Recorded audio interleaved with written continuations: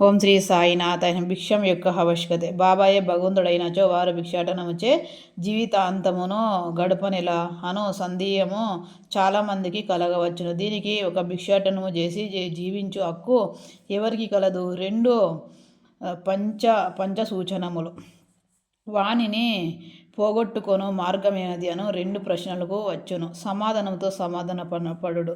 సంతానము, ధనము, కీర్తి సంపాదించుట ఎంతపేక్షకు వదులుకొని సన్యాసించువారు భిక్షాటనముచే జీవించవచ్చునని మన శాస్త్రములు ఘోషించుచున్నవి.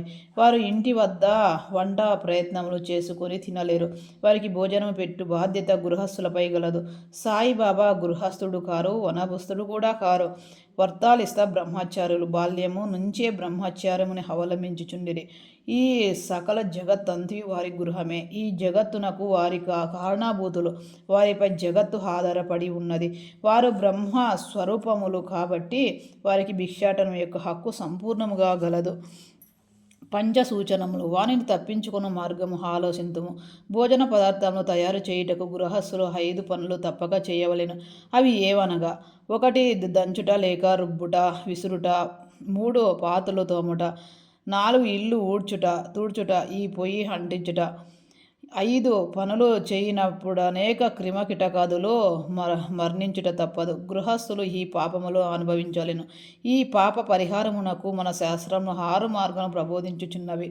బ్రహ్మయజ్ఞము, వేదజ్ఞానము, ప్రీతయజ్ఞము, దేవయజ్ఞము, భూతయజ్ఞము, అతిథి యజ్ఞము శాస్త్రం విధించే ఈ యజ్ఞము నిర్వర్తించినచో గృహస్థులు మనస్సులు పాపరహితమగును.